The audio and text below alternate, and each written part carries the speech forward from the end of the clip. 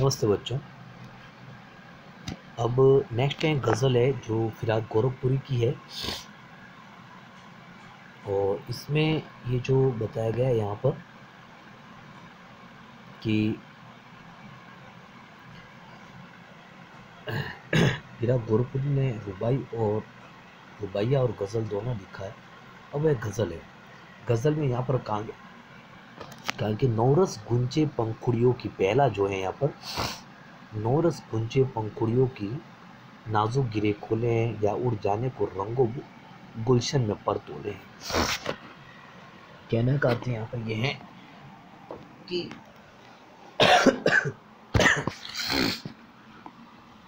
नौरस कहने का अर्थ है, एक एक शब्द का भी इसमें ध्यान रखना, ये काफ़ी इम्पोर्टेंट है और यहाँ पर शब्द काफ़ी कठिन है, तो यहाँ पर विशेष ध्यान रखना आपको। नौरस होता है मतलब नया रस। वैसे हिंदी में 11 रस हैं और पहले 9 रस थे, बाद में 2 रस को और बढ़ा दिया गया, भक्ति रस और वात्सल्य रस को बढ़ा दिया गया। इसी प्रकार से यहाँ पर अभी है नया रस। गुंचे मतलब होता है यहाँ पर कली, ठीक है। नाजुक मतलब होता है कोमल, गिरे मतलब होता है गुत्थिया, गांठे जो होती है, ठीक है। तो यहाँ पर ये कहने का अर्थ है, जिस प्रकार बगीचा होता है और बगीचे में जो कलियाँ होती है वो अपनी पहले कलियाँ होती है वो काफ़ी बंध जाती है, गांठों की तरह होती है, और धीरे धीरे ये कलियाँ जो होती है, गुंचे मतलब जो कलियाँ होती है वो पहले गांठों की तरह होती है और धीरे धीरे धीरे वो अपनी गांठ खोलती है, ठीक है। कलियाँ अपनी गांठ खोलती है, पंखुड़ियों की नाजुक घेरे खोलती है, मतलब अपनी पंखुड़ियाँ धीरे धीरे गांठें जो थी वो खोलती है और नौ रस, उसमें नया रस उत्पन्न होता है, उस कली में नया रस उत्पन्न होता है। जिस प्रकार से साहित्य में आपने देखा होगा कि साहित्य में बहुत सारे शब्दों का मेल करने पर धीरे धीरे धीरे उसमें 9 रस उत्पन्न होते हैं, अच्छे रस, नए रस और 9 रस उत्पन्न होते हैं, तो ही साहित्य बहुत अच्छा लगता है। उसी प्रकार से यहाँ पर कहा गया है, और यहाँ उड़ जाने को रंगों गुलशन में पर तोले, और धीरे धीरे ये होता है कि बू मतलब होता है खुशबू, रंग मतलब होता है रंग, गुलशन मतलब बाग बगीचा, और फिर उसकी जो सुगंध है और जो वो कली खिल जाती है तो उसमें नया रस आ जाता है, उसका जो रंग है, उसकी जो सुगंध है वो पूरे गुलशन में मतलब पूरे बगीचे में फैल जाती है। ये कहने का अर्थ है इसमें। मैं वापस दोहरा देता हूँ कि जिस प्रकार से बगीचे में जो कली होती है, गुंचे मतलब कली होती है, उसकी पंखुड़ियों की नाजुक कलियाँ होती है, वो नाजुक जो गांठें होती है वो धीरे धीरे खोलती है, नया रस आता है और वही रंग और सुगंध है पूरे बगीचे में फैल जाता है। उसी प्रकार साहित्य भी ऐसा है, साहित्य में बहुत सारे शब्दों के मिलने पर, बहुत सारे नए रसों के मिलने पर साहित्य काफ़ी बहुत ही सुंदर लगता है, कविता काफ़ी सुंदर लगती है, ये कहने का अर्थ है। इसके बाद दूसरे में, तारे झपकावे जर्रा जर्रा सोए, तुम भी सुनो हो यारो, शब में सन्नाटे कुछ बोले। यहाँ पर भी कवि कुछ कहना चाह रहे हैं। यहाँ पर कवि ये रात के तारों का सौंदर्य वर्णन करना चाहते हैं, और पहलू में कवि ने अपनी शेर में, ये सब शायरी है पूरी, और अपने शेर में पहले में बसंत ऋतु के बारे में कहा गया था, और अब दूसरे में यहाँ पर जो रात के तारों के बारे में कहा गया है कि रात ढल रही है, तारे आंखें झपकावे हैं। तारे आंखें झपकावे मतलब अब रात हो गई है, अब तारे आंखें झपकावे हैं, ठीक है। अब जर्रा जर्रा सोए, हर कोई प्राणी सोया है, सब चारों तरफ से एकांत है, साइलेंट है, तुम भी सुनो हो यारो, शब्द में सन्नाटे कुछ बोले। शब्द मतलब होता है रात में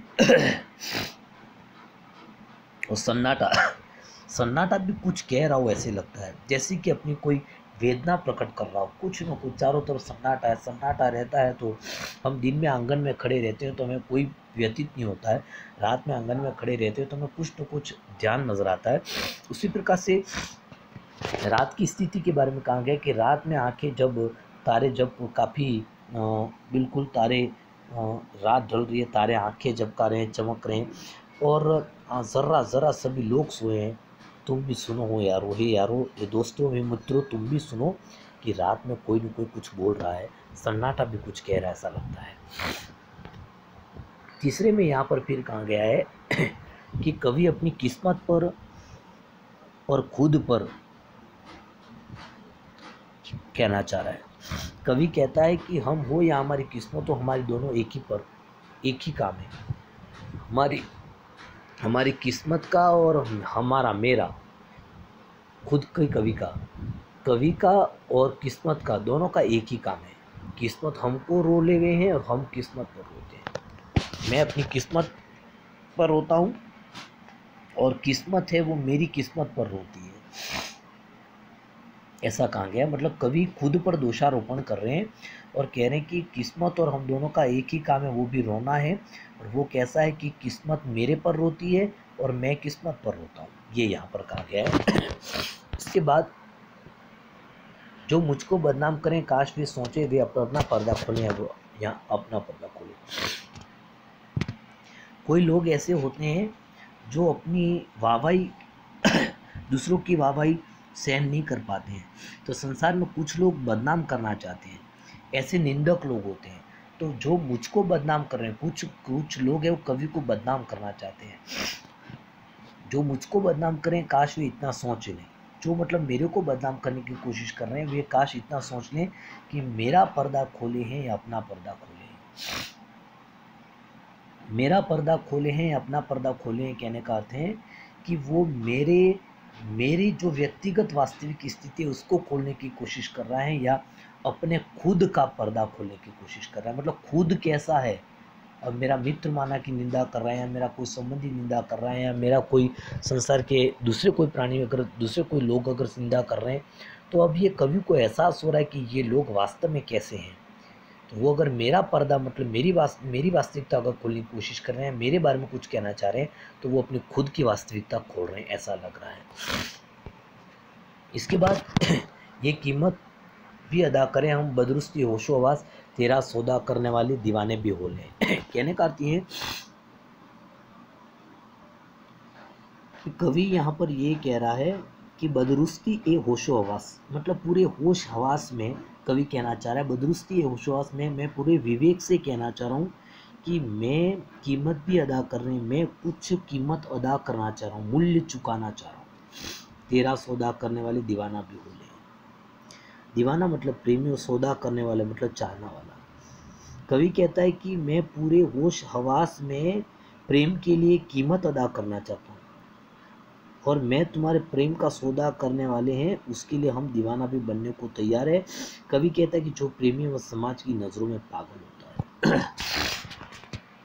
मतलब कहना ये चाह रहा है यहाँ पर कि कवि अपने विवेक के साथ में होश हवास में कह रहा है कि वह पूरा मूल्य चुकाना चाह रहा है कि कोई तेरे प्रेम का सौदा करने वाला, अगर तेरे प्रेम के लिए मेरे को अगर कोई पागल भी कहें, दीवाना भी कहें, तो वो भी मैं तैयार हूँ, वो भी मूल्य चुकाने के लिए मैं तैयार हूँ। ऐसा हो तो कवि अपने प्रेमिका से प्रेम के बारे में यहाँ पर कहना चाह रहा है, और प्रेम के बारे में प्रेम की कीमत अदा करने के लिए कह रहा है। इसके बाद यहाँ पर जो है वह ये है कि तेरे गम का पास अदब है, कुछ दुनिया का भी ख्याल है, सबके सब से छिपा के दर्द के मारे चुप के रोले है। मतलब तेरे गम का पासे अदब है, मतलब कहने का अर्थ है कि तेरे गम का मुझे सम्मान है, मैं तेरे दुख का भी सम्मान करता हूँ। पासे अदब लिहाज रखता हूँ या सम्मान रखता हूँ। पासे अदब मतलब होता है सम्मान रखना या लिहाज रखना। तुझे जो दुख और पीड़ा होती है उसका मैं लिहाज रख रहा हूँ, कुछ दुनिया का भी मैं ख्याल रखता हूँ कि अपने प्रेम के बारे में किसी को पता न चले, और प्रेम के बारे में लोग तेरे पर टीका टिप्पणी न करें, इसलिए मैं दुनिया का भी ख्याल कर रहा हूँ, तेरे गम का भी मैं ख्याल कर रहा हूँ। सबसे छिपा के दर्द में तुम्हारे चुपके चुपके रो ले। मैं अपना दर्द जो होता है, मैं कभी तेरे से सामने नहीं आता हूँ, मैं कभी तेरे दुख, तुझे दुख होता है या लोगों को पता चल जाता है, ऐसी कोई स्थिति होती है तो ऐसा मैं लिहाज रखता हूँ, और मैं दर्द होता है अगर मुझे तो मैं चुपके चुपके रो लेता हूँ, लेकिन मैं तेरे प्रेम का ज़रूर लिहाज रखता हूँ। यहाँ पर ये कहने का अर्थ है। फिर यहाँ पर कहा कि फितरत का कायम तवाजुन आलम हुस्न इश्क में भी उसको उतना ही पालें जितना जितना खोलें। फितरत का कायम है। फितरत मतलब होता है स्वभाव, और कायम मतलब स्थापित करना। तवाजुन मतलब होता है संतुलन होता है। आलम हुस्न इश्क में, हुस्न मतलब होता है सौंदर्य और इश्क मतलब होता है प्रेम। आलम मतलब होता है स्थिति, संसार की स्थिति मतलब कहने चाह रहा है कि ये स्वभाव कायम होता है, संतुलन, ये आदत, फितरत मतलब आदत भी होती है, और ये संसार का स्वभाव फिक्स है कि हुस्न संसार में, हुस्न इश्क में, सुंदरता में, सौंदर्यता में और प्रेम में ये नियम जो है उसका संतुलन, फितरत का अर्थ नियम भी होता है, स्वभाव भी होता है, जो जो अर्थ निकाले कि ये नियम जो होता है उसका संतुलन फिक्स है। संसार के, यहाँ पर बताया गया है कि संसार के प्रेम और सुंदरता में यह नियम फिक्स है, उसका संतुलन, तवाजुन मतलब संतुलन, और फितरत मतलब नियम, कायम मतलब फिक्स है, ठीक है, स्थित है, स्थापित है। तो संसार में हुस्न और इश्क में मतलब प्रेम और सुंदरता में यह नियम फिक्स है, यह नियम का संतुलन फिक्स है कि जो जितना पाते हैं उस खुद को उतना खो लेते हैं। मतलब जो जितना त्याग करते हैं उतना ही प्रेम को पाते हैं, ये कहने का अर्थ है।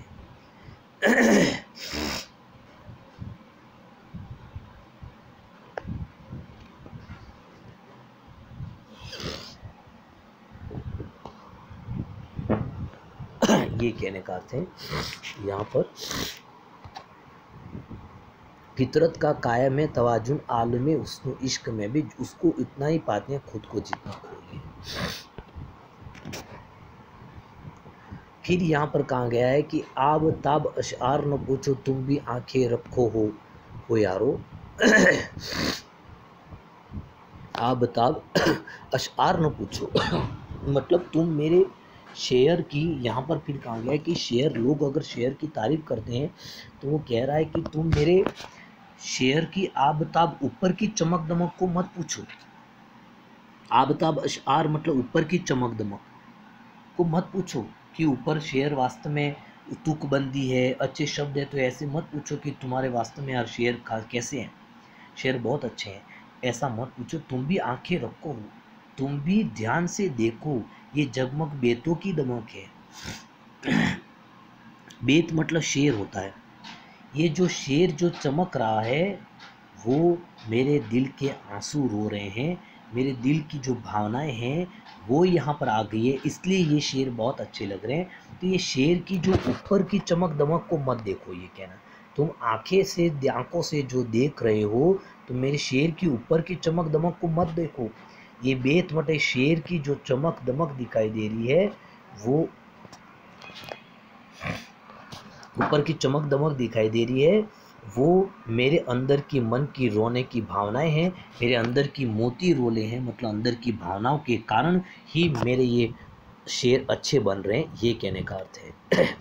फिर यहाँ पर कहा गया है, ऐसे में तू याद आए हैं अंजुमने मैं रिंदू को रात गए पर गर्दू में परिचय पाऊ को। फिर यहाँ पर प्रेमिका के बारे में कहा गया है।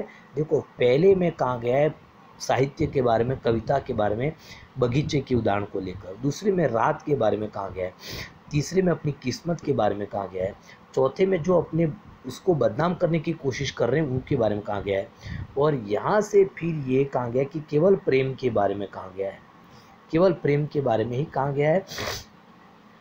तो यहाँ पर अब कहा गया है कि ऐसे में तू याद आए अंजुमने, जब मैं काफ़ी गम में होता हूँ, काफ़ी दुखी होता हूँ, प्रियजन की याद कर रहा है वो, और कह रहा है कि तुम्हारे वियोग में जब मैं तुम्हें याद करता हूँ तो ऐसे लग रहा है जैसे अंजुमन मय में रिंदों को, अंजुमन मय मतलब शराब की महफिल और रिंदों को मतलब शराबियों को, जैसे कि मुझे जब तुम याद आती है तो ऐसे लगता है जैसे कि शराब की महफिल में शराबी बैठते हैं, ऐसे लगता है शराब की महफिल में शराबी बैठते हैं। और गर्दुम, गर्दुम मतलब होता है आसमान, गर्दुम मतलब होता है आसमान, फरिश्ते मतलब होता है देवदूत, और बाबे गुनाह मतलब पापों का अध्याय, बाबे गुनाह मतलब पाप का अध्याय, जग मतलब संसार। मतलब कहना चाह रहे कि तुम्हारे वियोग में मैं इस तरीके से याद आती हूँ जैसे शराब की महफिल में शराबियों को शराब की याद आती है, तथा जैसे आधी रात के समय देवदूत आकाश में संसार के पापों का अध्याय खोलते हैं। जब तुम जब तुम्हारी याद आती है तो ऐसे लगता है जैसे कि अंजुमन मय में रिंदों को मतलब शराबी, रिंदों मतलब शराबियों को शराब की महफिल में शराबियों को शराब की याद आती है।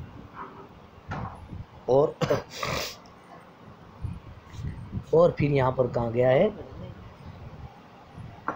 रात गई गर्दिम पे फरिश्ते बाबे गुनाह खोले, मतलब रात में आसमान में फरिश्ते देवदूत है, वो पापों का अध्याय खोल रहे हैं, ऐसे लगता है।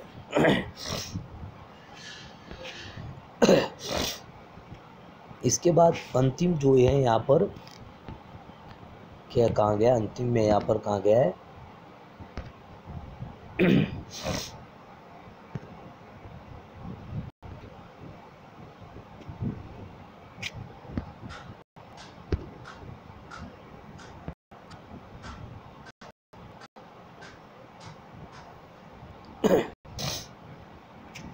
कि सदके फिराक एजाज सुखन के एक कैसे उड़ाली आवाज़।